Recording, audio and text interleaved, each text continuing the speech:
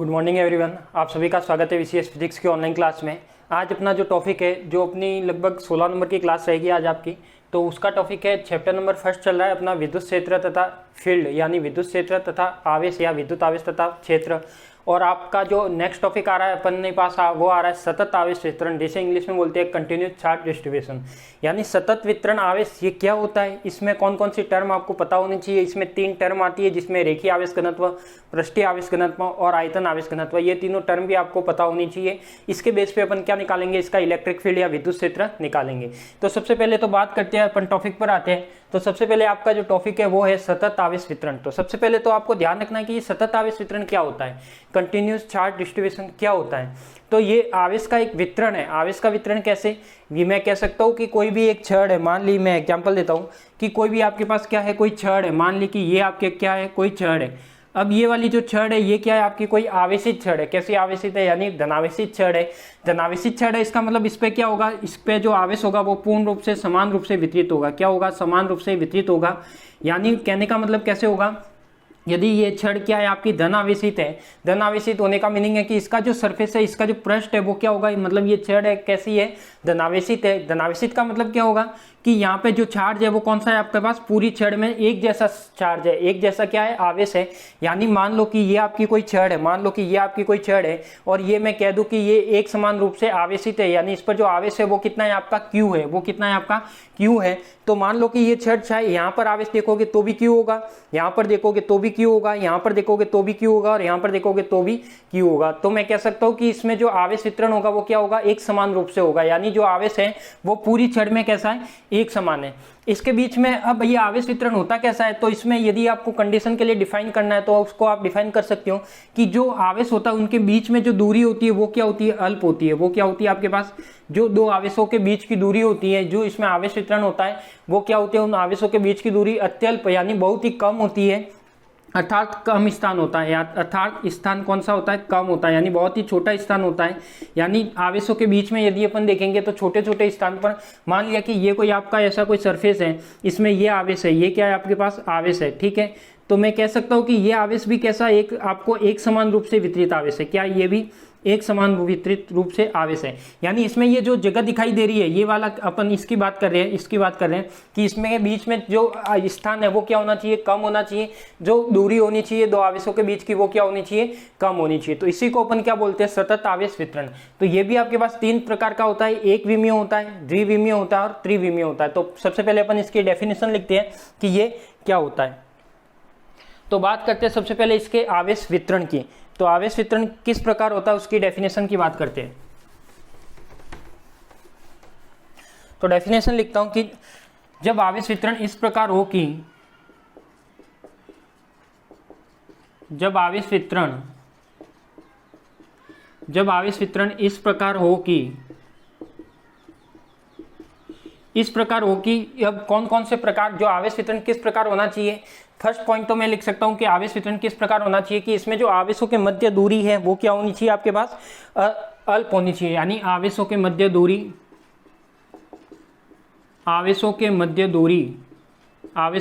दूरी क्या होनी चाहिए आपकी, अल्प होनी चाहिए। मैंने बताया कि जो आवेशों के बीच की दूरी होनी चाहिए वो बहुत ही कम होनी चाहिए, अर्थात इनके बीच कम स्थान हो।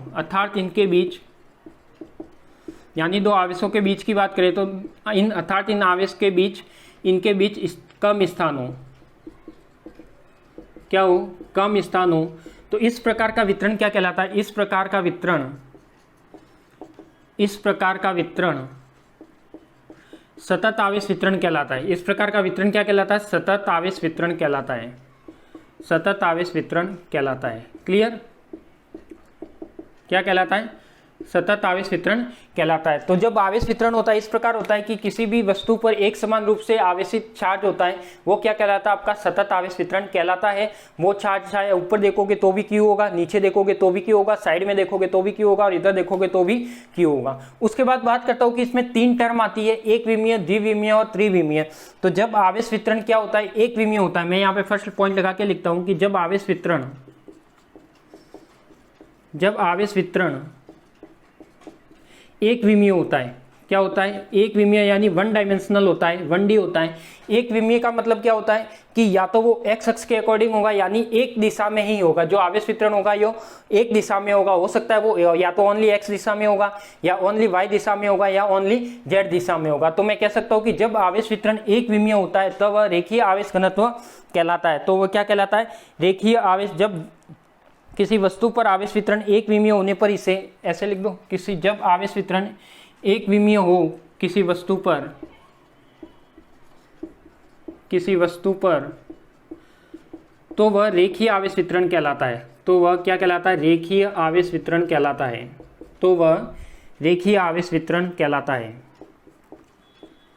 क्लियर, ये आपको पता लग गया कि कैसे रेखीय आवेश वितरण कहलाता है। अब इसमें कौन कौन से एग्जाम्पल आते हैं, जैसे कोई छड़ आ गई, जैसे कोई पाइप आ गया, या उस पर कोई ऐसा लकड़ी आ गई जिसपे कोई आवेशित है। तो इस टाइप के जो भी एग्जाम्पल आएंगे वो सब किसमें आएंगे, इसमें आएंगे, जिसमें अपन एक विमीय की बात करेंगे। देखो आपके पास ये छड़ है, तो ये छड़ क्या है, ओनली एक विमीय, ये ओनली एक्स दिशा में, या फिर इस छड़ को आप ऐसे रख सकते हो, ये कौन सी ओनली वाई दिशा में। तो ये एक ही दिशा की बात कर रहा है और इस पर क्या समान रूप से आवेश वितरित है, इसलिए अपन इसको क्या कहते हैं, रेखीय आवेश वितरण कहते हैं। दूसरे पॉइंट की बात करता हूं कि जब आवेश वितरण, जब किसी वस्तु पर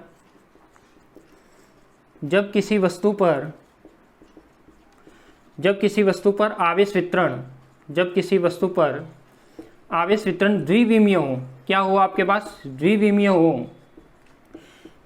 हो, तो वह पृष्ठीय आवेश वितरण कहलाता है। तो वह क्या कहलाता है आपके पास, पृष्ठीय आवेश वितरण कहलाता है। क्या कहलाता है, पृष्ठीय आवेश वितरण कहलाता है।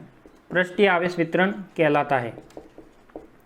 अब ये पृष्ठीय आवेश वितरण कैसे हो गया, मान लिया कि आपका ये कोई सरफेस है, ये आपका क्या कोई सरफेस है और इस पर ये क्या है आपके पास, देखो ये कोई सरफेस है, ये क्या समान रूप से आवेशित है। तो ये क्या है आपका कोई समान रूप से सरफेस है वो आवेशित है। तो देखो ये एक्स दिशा में बात करोगे तो भी है, वाई दिशा में बात करोगे तो भी है। इसका मतलब ये क्या है, द्विविमीय, द्विविमीय यानी 2D है। क्या है ये आपका 2D है। जब ये द्विविमीय है तो इसका अपन कह सकते हैं कि ये आपका कैसा होगा, पृष्ठीय आवेश वितरण होगा। थर्ड पॉइंट आता है आपके पास आयतन आवेश वितरण। क्या आता है, थर्ड पॉइंट आता है आपका आयतन आवेश वितरण। तो थर्ड पॉइंट क्या कहता है कि जब किसी वस्तु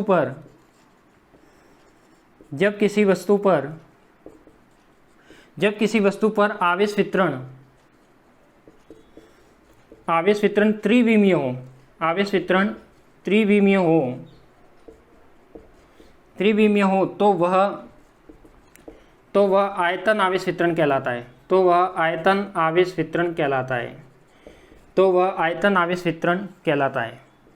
क्या कहलाता है, आयतन आवेश वितरण कहलाता है। क्लियर, तो ये हो गया आपके पास। इन जो सतत आवेश वितरण है इसको आप इस प्रकार से लिख सकते हो कि जो आवेश होगा उनके बीच में दूरी कम होगी और आवेश होगा वो सतत रूप से वितरित होगा, तो वो क्या कहलाएगा, आपका सतत आवेश वितरण कहलाएगा। उसके बाद मैं कह सकता हूँ कि जब आवेश किसी वस्तु पर आवेश है वो एक विमीय होता है, ओनली एक दिशा में होता है, तब तो वो कहलाएगा रेखीय आवेश वितरण। यदि दो दिशा में होता है, द्विविमीय होता है, तो वो कहलाएगा पृष्ठीय आवेश वितरण। और यदि त्रिविमीय होता है, तीन दिशा में होता है, तीनों एक्स वाई जेड तीनों में होता है, तो वो कहलाएगा आपका आयतन आवेश वितरण। ठीक है, तो ये इसको मैं इंग्लिश में भी यदि लिखना चाहूँ तो लिख सकता हूँ। इसको क्या बोलते हैं, linear charge density, linear charge distribution. ठीक है, इसको क्या बोलते हैं, सरफेस चार्ज डिस्ट्रीब्यूशन। इसको क्या बोलते हैं, सरफेस चार्ज डिस्ट्रीब्यूशन। और इसको बोलते हैं वॉल्यूम चार्ज डिस्ट्रीब्यूशन। ठीक है, तो ये आप जल्दी से नोट कीजिए, फिर अपन एक एक करके तीनों के बारे में पढ़ते हैं कि रेखीय आवेश वितरण में क्या होता है, पृष्ठीय आवेश वितरण में क्या होता है और आयतन आवेश वितरण में क्या होता है। तो जल्दी से आप इसका स्क्रीनशॉट ले लीजिए, लिखना हो तो लिख लीजिए।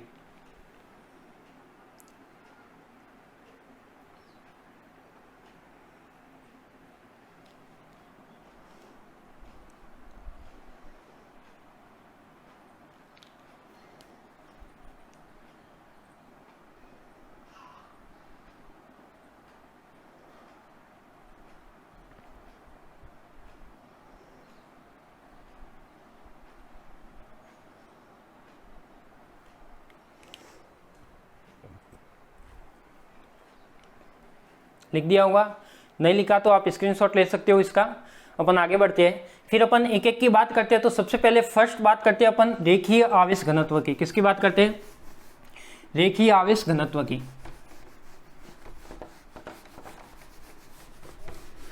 तो एक एक करके तीनों को अपन डिस्कस करेंगे। तो सबसे पहले फर्स्ट आता है आपके पास रेखीय आवेश घनत्व। क्या आता है आपके पास, रेखीय आवेश घनत्व। अब रेखीय आवेश घनत्व जानते हो, जो आपका मैंने बताया कि रेखिक आवेश वितरण होता है, उसी से टर्म डिफाइन होती है आपकी रेखीय आवेश घनत्व। कौन सा, रेखीय आवेश घनत्व। क्या होता है रेखीय आवेश घनत्व, या फिर आप इसे बोलते हो linear charge density. Linear charge density, ठीक है, क्या है लीनियर चार्ज डेंसिटी, समझना पहले इसको आराम से, फिर आप आराम से लिखना। तो देखो रेखीय आवेश घनत्व होता है, तो इसमें क्या होता है, जो मैंने टर्म बताई कि सतत आवेश वितरण में जो 1D होता है, यानी जब किसी वस्तु पर एक दिशा में या एक विमीय में आवेश वितरण या सतत आवेश का वितरण होता है, वो क्या कहलाता है आपका रेखीय आवेश के अंतर्गत आता है। अब अपन यहाँ पे बात करें रेखीय आवेश घनत्व, तो ये क्या है, तो इसको मैं कह सकता हूँ कि प्रति एकांक लंबाई में जो आवेश की मात्रा होती है, प्रति एकांक लंबाई, यानी देखो प्रति एकांक लंबाई, यदि मैं इसकी डेफिनेशन लिखूं तो प्रति एकांक लंबाई में, प्रति एकांक लंबाई में आवेश की मात्रा को, प्रति एकांक लंबाई में आवेश की मात्रा को रेखीय आवेश घनत्व कहते हैं। क्या कहते हैं, रेखीय आवेश घनत्व कहते हैं, रेखीय आवेश घनत्व कहते हैं। क्या कहते हैं, रेखीय आवेश घनत्व कहते हैं। क्लियर, तो ये इसकी डेफिनेशन हो गई, यानी प्रति एकांक लंबाई, यानी कोई भी एक एल लंबाई की छड़ है, मान लिया कि आपके पास कोई भी एक एल लंबाई की छड़ है, तो मान लेता हूं कि ये मेरे पास क्या है, कोई एक एल लंबाई की छड़ है, इस पर मैंने क्या कर दिया, इस पर समान रूप से आवेश वितरित है, कौन सा, क्यू आवेश। कौन सा आवेश वितरित है, क्यू आवेश। क्या वितरित है, क्यू आवेश वितरित है, ठीक है। इसकी लंबाई कितनी है, इसकी लंबाई है आपकी कैपिटल एल। तो इसमें यदि आपको इलेक्ट्रिक फील्ड ज्ञात करना है, तो सबसे पहले आपको इसमें रेखीय आवेश घनत्व वाली टर्म देखनी होगी, ये वाला कंसीडर करना होगा। इसके बेस पे अपन क्या निकाल सकते हैं, इसका विद्युत क्षेत्र निकाल सकते हैं। तो सबसे पहले क्या कि प्रति एकांक लंबाई में आवेश की मात्रा, तो देखो यहाँ से आप परिभाषा से सूत्र भी बना सकते हो कि रेखीय आवेश घनत्व को अपन किससे व्यक्त करते हैं, तो रेखीय आवेश घनत्व को अपन लैम्बडा से व्यक्त करते हैं। रेखीय आवेश घनत्व को किससे व्यक्त करते हैं अपन, लैम्बडा से व्यक्त करते हैं। किससे व्यक्त करते हैं, लैम्बडा से व्यक्त करते हैं। यदि इसका फॉर्मूला बनाए तो क्या होगा कि प्रति एकांक लंबाई, यानी एक प्रति एकांक लंबाई में आवेश की मात्रा, यानी मैं लिख सकता हूं यहां पर तो क्या होगा, कुल आवेश, यहां पर तो क्या होगा आपके पास कुल आवेश, और नीचे क्या होगी, यदि कोई चालक छड़ है तो छड़ की लंबाई, यदि कोई तार है तो तार की लंबाई। तो यहाँ पे मैं लिख सकता हूँ कि चालक की लंबाई, क्या लिख सकता हूँ, चालक की लंबाई, चालक की लंबाई, ठीक है। अब देखो यदि मैं इसका फॉर्मूला बनाऊं तो यहाँ पे देखो कुल आवेश कितना था, क्यू था, तो ये क्यू आ गया, और चालक की लंबाई कितनी थी, कैपिटल एल, तो ये क्या आ गया, lambda is equal to Q by L. Clear, तो ये आपका क्या होगा, रेखीय आवेश घनत्व होगा किसी भी चालक में या किसी भी छड़ में। यदि इसकी मैं विमा की बात करूं, मात्रक की बात करूं, तो जल्दी से बताइए इसका मात्रक क्या आएगा। यदि मैं रेखीय आवेश घनत्व के मात्रक की बात करूं तो इसका मात्रक क्या आना चाहिए, देखो Q क्या होता है, कूलाम, और L क्या है, लंबाई, तो लंबाई को किसमें मापते हैं, मीटर में, तो ये क्या आएगा, कूलाम प्रति मीटर। क्या आएगा, कूलाम प्रति मीटर। यदि मैं विमा की बात करता हूं तो जल्दी से विमा बताइए कि Q की विमा क्या आएगी। Q की विमा क्या आती है, आप जानते हो A1 और T1 आता है, और साथ में क्या लंबाई नीचे, तो जब नीचे लंबाई है उसका क्या आता है आपका L1, तो इसकी विमा क्या आ जाएगी आपके पास, M0 L-1 A1 और T1 क्या आएगा, ये आपकी क्या आ जाएगी, विमा आ जाएगी। क्लियर, तो अपन कह सकते हैं कि ये वाला जो कंसेप्ट है वो क्या आपके पास प्रति एकांक लंबाई में आवेश की मात्रा को क्या कहते हैं, रेखीय आवेश घनत्व कहते हैं। रेखीय आवेश घनत्व को अपन लैम्बडा से व्यक्त करते हैं। कुल आवेश कितना है, क्यू, चालक की लंबाई कितनी है, कैपिटल एल। तो यहाँ पे मैंने मान लिया कि जो रेखीय आवेश घनत्व होगा इसका क्या होगा, lambda equal to Q by L. ये इसका मात्रक हो गया और ये इसकी क्या हो गई, विमा हो गई। ये आपको निकालना आना चाहिए। अब इसके मैं यदि एग्जाम्पल की बात करता हूँ, क्या करता हूं, यदि मैं इसके एग्जाम्पल की बात करता हूं तो एग्जाम्पल क्या माना मैंने, यदि इसके एग्जाम्पल की बात करूं कि एल लंबाई की छड़ पर, एल लंबाई की छड़ पर यदि क्यू आवेश वितरित हो, एल लंबाई की छड़ पर यदि क्यू आवेश वितरित हो, यदि क्यू आवेश वितरित हो तो रेखीय आवेश घनत्व क्या होगा आपका, जो मैंने ऊपर लिखा है वही होगा। तो रेखीय आवेश घनत्व, तो रेखीय आवेश घनत्व क्या होगा, lambda is equal to Q by capital L. ठीक है, यदि लंबाई चेंज होगी तो नीचे क्या आ जाएगी, लंबाई परिवर्तित हो जाएगी।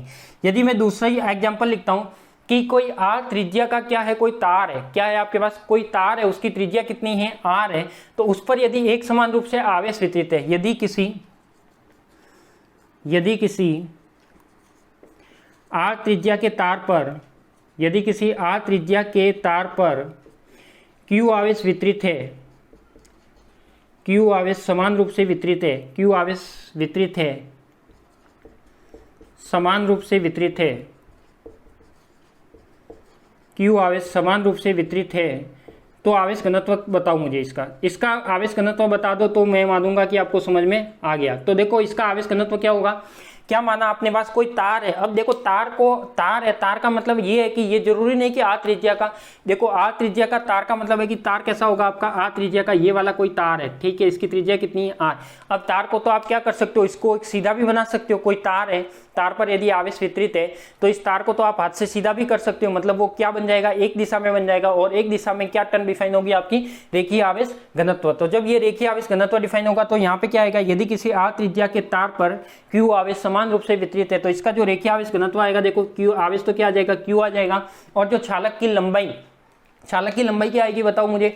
यहाँ पे आर त्रिज्या का तार दे रखा है, तो यदि मैं इसकी लंबाई निकालना चाहता हूँ, लंबाई का मतलब क्या होगा कि मैं यहाँ से चलकर वापस यहाँ पे आ जाऊँ, ये इसकी क्या होगी, टोटल लंबाई होगी। या फिर आप इसको क्या कर सकते हो, आर त्रिज्या के बेस पे उसकी लंबाई मानते हो, तो वो होता है क्या, वृत्त की परिधि क्या होती है, वृत्त की परिधि एक तरह से लंबाई तो है। मैं यदि यहाँ से यहाँ पर चलता हूँ और यहाँ से यहाँ पर चलता हूँ तो देखो ये क्या हो जाएगा 2πr, तो वृत्त की परिधि क्या होती है 2πr, तो ये क्या हो जाएगा आपका 2π और r। तो इसका रेखीय आवेश घनत्व कितना होगा, लैम्डा = Q/2πr। क्लियर, तो इसको लिख लीजिए आप। तो ये टर्म थी आपके पास रेखीय आवेश घनत्व की। उसके बाद अपन बात करेंगे पृष्ठीय आवेश घनत्व की। लिखिए इसको जल्दी।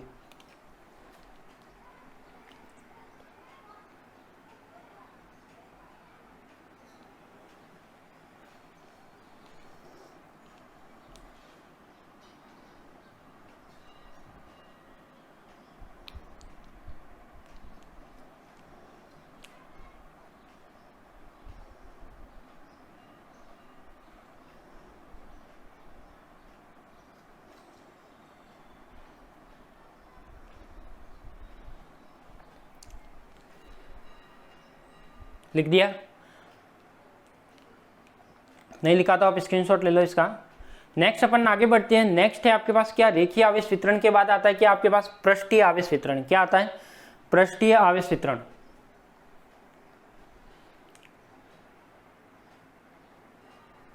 हटा दूं, ठीक है हटा देता हूं, ठीक है। नेक्स्ट आता है आपके पास क्या, पृष्ठीय आवेश वितरण।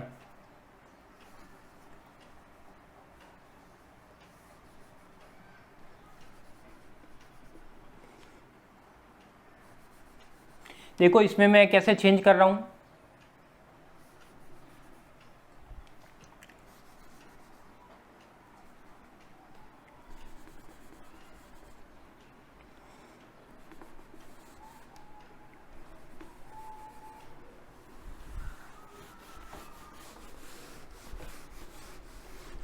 नेक्स्ट पॉइंट है आपका पृष्ठीय आवेश वितरण। क्या है आपके पास, पृष्ठीय आवेश वितरण।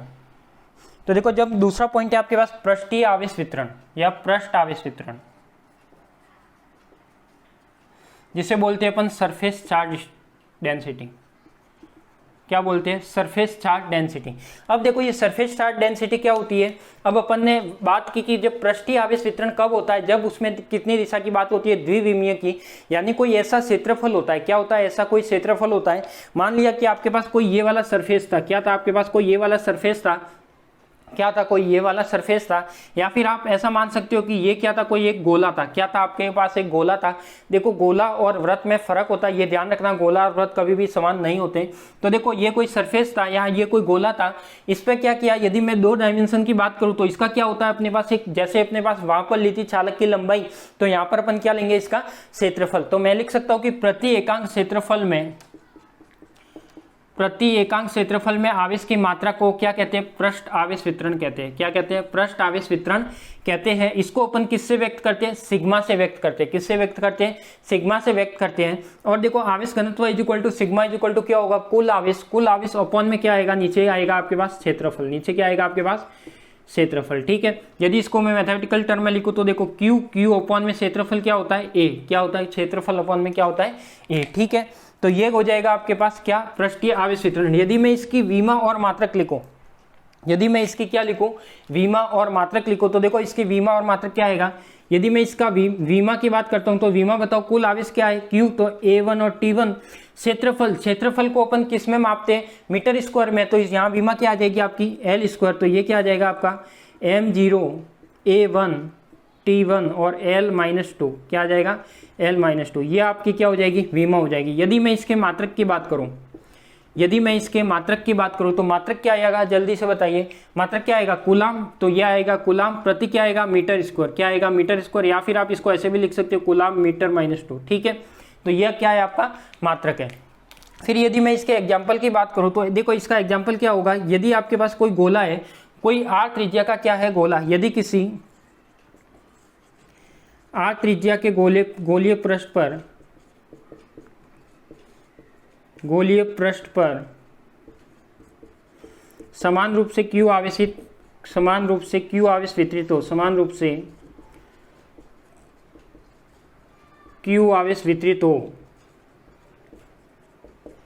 Q आवेश वितरित हो, यदि किसी R कैपिटल लेना हो तो कैपिटल ले लो, यदि किसी R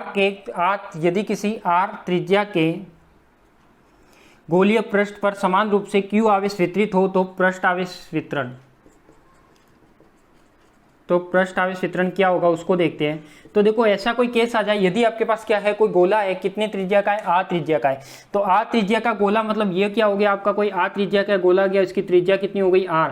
तो देखो पहले वाले केस में क्या आ रहा था, जब अपन रेखीय आवेश घनत्व की बात कर रहे थे तब तो आ रहा था आपके पास चालक की लंबाई, अब यहाँ पे क्या आ रहा है नीचे क्षेत्रफल, तो अपन को क्या लिखना है इस गोले का क्षेत्रफल लिखना होगा, क्या लिखना होगा गोले का क्षेत्रफल लिखना होगा। और आप जानते हो कि गोले का क्षेत्रफल कितना आता है सिग्मा, तो देखो सिग्मा तो क्या है आपका पृष्ठीय आवेश घनत्व, आवेश कितना है Q अपॉन में क्षेत्रफल कितना आएगा गोले का 4πr², त्रिज्या कितनी है R, तो ये क्या आ जाएगा R², तो ये क्या आ जाएगा। अब ये क्या कह रहा था कि ये कोई गोला, इसके जो पृष्ठ है इस पर ये वाला आवेश वितरित है, ये वाला क्या है आवेश वितरित, और ये वाला आवेश वितरित होता है, इसके कारण जो पृष्ठ आवेश घनत्व होगा वो क्या होगा सिग्मा इक्वल टू कुल आवेश कितना है Q अपॉन में जो क्षेत्रफल है वो क्या है 4πr²। क्लियर, तो इसको जल्दी से आप लिख दीजिए।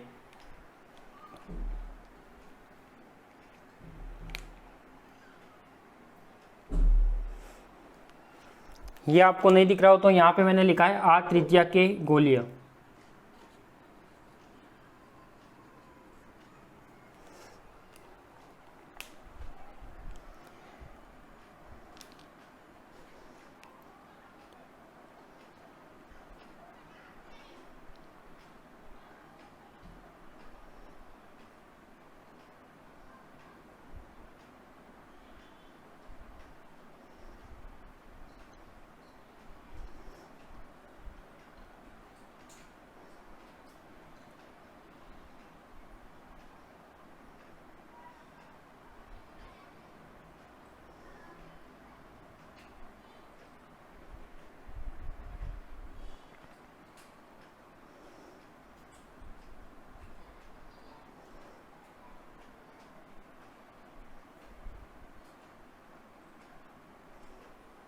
लिख दिया।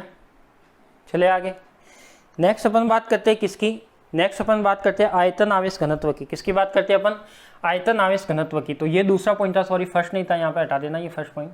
अब अपन किसकी बात करते हैं, आयतन आवेश वितरण। किसकी बात करते हैं अपन, थर्ड पॉइंट आता है आयतन आवेश वितरण। तो देखो यहाँ पे क्या क्या चेंज होगा इसमें,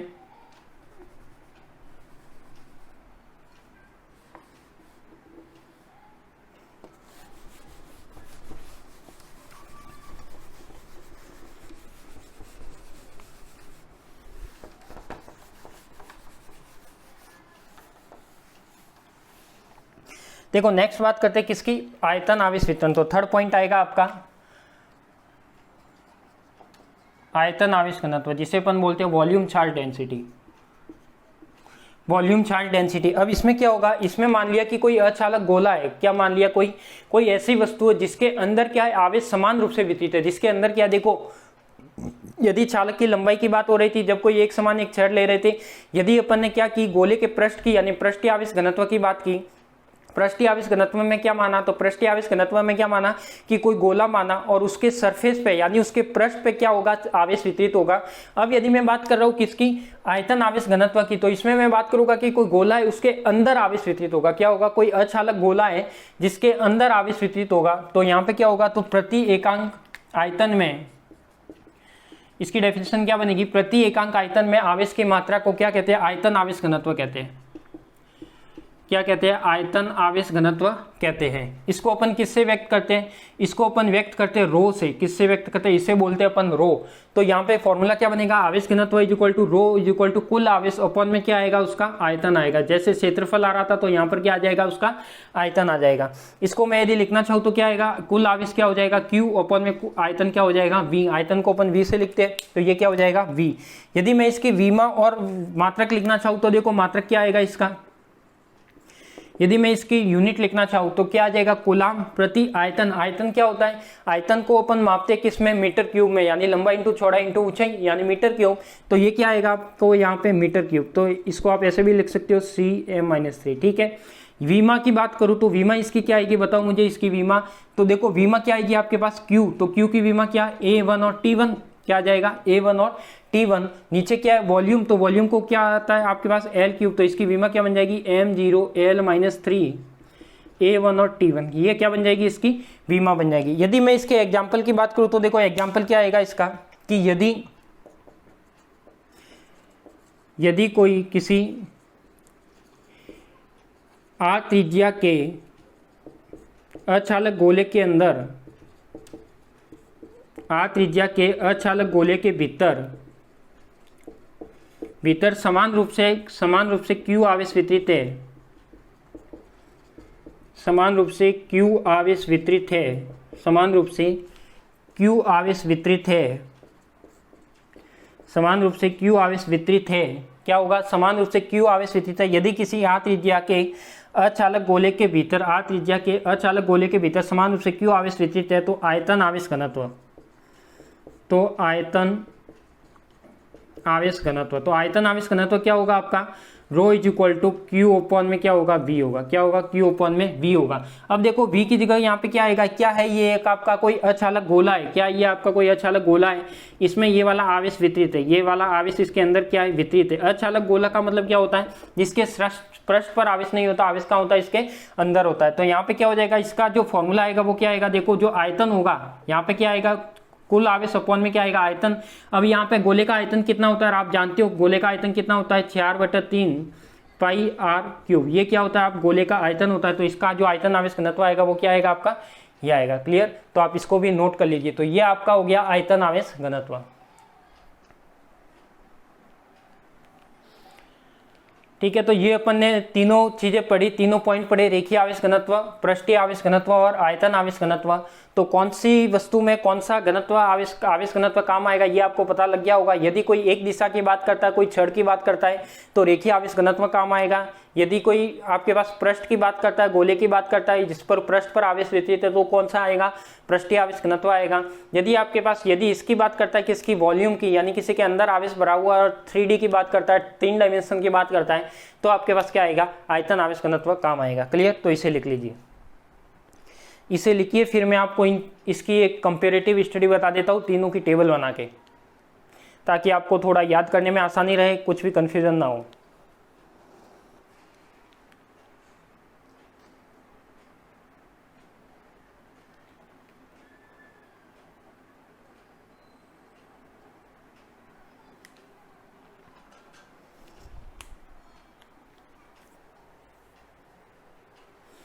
लिख दिया होगा।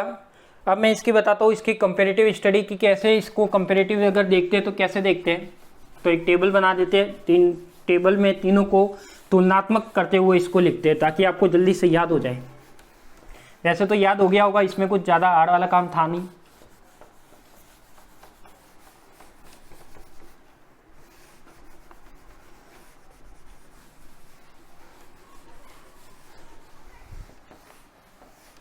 देखो अपन ने 3 टर्म पढ़ी, कौन कौन सी टर्म पढ़ी, एक तो पढ़ा रेखीय आवेश घनत्व। क्या पढ़ा, फर्स्ट तो पढ़ा अपन ने रेखीय आवेश घनत्व, तो यहाँ पे मैं लिख लेता हूँ रेखीय आवेश घनत्व, ठीक है। सेकंड क्या पढ़ा अपन ने, पृष्ठीय आवेश घनत्व। सेकंड क्या पढ़ा अपन ने, पृष्ठीय आवेश घनत्व, पृष्ठीय आवेश घनत्व, ठीक है। थर्ड क्या पढ़ा अपन ने, थर्ड पढ़ा है आयतन आवेश घनत्व, आयतन आवेश घनत्व। अब देखो इसमें मैं तुलनात्मक अध्ययन करता हूँ, यहाँ पे मैं क्या लिख लेता हूँ, इसके गुण। देखो एक एक लिखते हैं, तो सबसे पहले तो क्या लिखते हैं, इसका संकेत, कि संकेत क्या क्या है। तो देखो फर्स्ट क्या लिखता हूँ मैं, इसका संकेत। तो संकेत को मैंने बताया, तो इसको किससे व्यक्त करते हैं, लैम्बडा से, इसको व्यक्त करते हैं सिग्मा से, और इसको व्यक्त करते हैं अपन रो से। क्लियर। यदि मैं सूत्र की बात करूं तो सूत्र क्या होगा आपके पास, कि यदि आपके पास कोई चालक है, यदि कोई छड़ है, उस पर क्यू आवेश वितरित है, तो लैम्बडा इज इक्वल टू क्या होगा आपके पास, कुल आवेश, क्या होगा, कुल आवेश अपॉन में चालक की क्या होगी, कुल लंबाई, चालक की क्या होगी, कुल लंबाई। यदि फॉर्मूले के बेस पे लिखे तो क्या आ जाएगा, क्यू बाय एल। क्लियर। यहाँ पे क्या आएगा, सिग्मा इज इक्वल टू आएगा कुल आवेश, कुल आवेश यानी क्यू हो जाएगा, कुल आवेश। और इसमें कौन से एग्जांपल आएंगे, जिस पर अपन कहे कि जो आवेश है वो क्या है, गोले के पृष्ठ पर स्थित है, वृत्त के पृष्ठ पर है, किसी त्रिज्या कोई वलय है उसके पृष्ठ पर है, तो वो सब किसमें आएंगे, इसमें आएंगे। और इसमें क्या आएगा, नीचे क्या आएगा, क्षेत्रफल, नीचे क्या आएगा आपका क्षेत्रफल। क्लियर। यहाँ पे क्या आ जाएगा, रो इज इक्वल टू कुल आवेश, रो इज इक्वल टू कुल आवेश अपॉन में क्या आ जाएगा, नीचे क्या आ जाएगा, आयतन, क्या आ जाएगा, आयतन। यदि किसी अचालक गोले के अंदर जैसी बात की जाए जिसमें आयतन के रूप में अपन कंसीडर कर सकते हैं। तीसरा क्या आएगा आपके पास, बताओ तीसरा क्या आएगा, इसका मात्रक, मात्रक क्या आएगा, देखो कूलाम प्रति मीटर आएगा, कूलाम प्रति मीटर आएगा। इसमें क्या आएगा, कूलाम प्रति मीटर स्क्वायर, तो मीटर स्क्वायर क्षेत्रफल का क्या आएगा, मीटर स्क्वायर। आयतन का क्या आएगा, कूलाम प्रति मीटर क्यूब आएगा। क्लियर। थर्ड क्या आएगी टर्म, फोर्थ टर्म क्या आएगी, इसकी वीमा, फोर्थ टर्म क्या आएगी, इसकी वीमा। तो देखो इसकी वीमा की बात करें तो ये क्या आएगी आपके पास, m0 l -1 a1 और t1, ठीक है, क्योंकि m का क्या था आपके पास, l1 आएगा, वो ऊपर जाएगा तो माइनस में आ जाएगा। ऐसे ही यहाँ पे क्या आएगा, m0 l -2 a1 और t1, और इसकी क्या आएगी आपके पास, m0 l -3 a1 और t1। तो ये सब आपने वीमा अभी निकाली है, तो आपको ध्यान होगा। तो देखो इसमें डिफरेंस आ रहा है, वो किसका आ रहा है, केवल एक l का आ रहा है, इसमें l -1 l -2 और l -3। क्लियर। तो ये आपके हो गए, इसके ये चारों टर्म है, ये आपको कंप्लीटली याद रखनी है। तो यदि ये टर्म आपको याद है तो आप आराम से इसको कर सकते हो, तो इसमें कुछ भी कन्फ्यूजन होना नहीं है, ठीक है। सबसे पहले इसका संकेत याद रखना है, इसका फॉर्मूला याद रखना है, इसका मात्रक याद रखना है, क्या रखना है, इसका मात्रक याद रखना है, ये इसकी वीमा याद रखनी है, और लिखना हो तो पांचवा इसके उदाहरण। उदाहरण में क्या आएगा, कोई छड़ आएगी, कोई छड़ आएगी, कोई तार आएगा, ये सब इसमें आएंगे। और इसमें क्या आएगा आपके पास, कोई गोला आएगा, गोले का पृष्ठ आएगा, यानी गोले के पृष्ठ पर आवेश होगा, और यहाँ पे गोले के भीतर, या बोल सकते हो आप अचालक गोले के भीतर, अचालक गोले के भीतर, ठीक है, अचालक गोले के भीतर। यदि इसमें और बात करते तो आप वीमा भी लिख सकते हो, कि कौन कौन से वीमा की बात करता है, 6 विमीय, यानी कौन सा एक विमीय होता है, ये आपका एक विमीय होता है, ये क्या होता है आपका एक विमीय होता है, ये आपका क्या होता है द्विविमीय होता है, ये क्या होता है आपका द्विविमीय होता है, और ये क्या होता है आपका त्रिविमीय होता है, ये आपका क्या होता है त्रिविमीय होता है। क्लियर। तो ये वाला हो जाएगा आपके पास तुलनात्मक अध्ययन। तो इस प्रकार से आप इसका तुलनात्मक अध्ययन कर सकते हो। तो आज के लिए तो इतना ही, फिर अपन कल वापस इससे आगे वाली टर्म को करेंगे, इसको आप जल्दी से लिख लीजिए।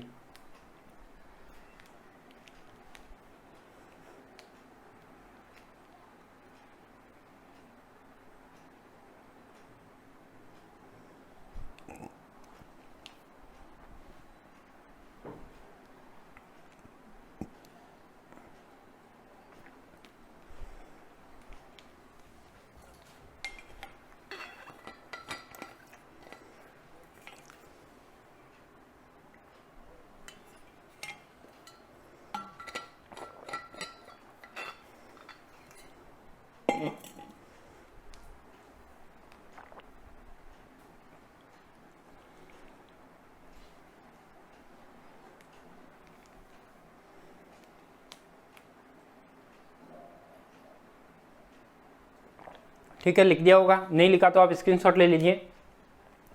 तो कैसा लगा आपको आज पढ़ने में, जो आपके पास तीनों टॉपिक थे, रेखीय आवेश घनत्व, पृष्ठीय आवेश घनत्व और आयतन आवेश घनत्व के बारे में अपन ने आज डिस्कस किया। अब कल वाली जो क्लास होगी उसमें अपन रेखीय आवेश घनत्व के कारण विद्युत क्षेत्र पृष्ठीय आवेश घनत्व के कारण विद्युत क्षेत्र और आयतन आवेश घनत्व के कारण विद्युत क्षेत्र या इलेक्ट्रिक फील्ड कैसे निकालते हैं उसकी बात करेंगे, ठीक है। और आप सभी से मैं एक रिक्वेस्ट डेली करता हूं कि जो आपको वीडियो आपके पास आ रहे हैं, जो वीडियो लेक्चरर आपके पास आ रहे हैं, उसको ज़्यादा से ज़्यादा लाइक कीजिए और ज़्यादा से ज़्यादा अपने फ्रेंड सर्कल तक पहुँचाइए। वो जिम्मेदारी आपकी है, आपको पहुँचाना है हर जगह पर। हर जगह आप इसको शेयर कर सकते हो, जितने भी आपके पास ग्रुप हैं या आप जो भी FB इंस्टा जो भी यूज करते हो वहाँ भी आप शेयर कर सकते हो। क्लियर? तो आप सभी को धन्यवाद। मिलते हैं अपन कल वाली नेक्स्ट क्लास में नए टॉपिक के साथ।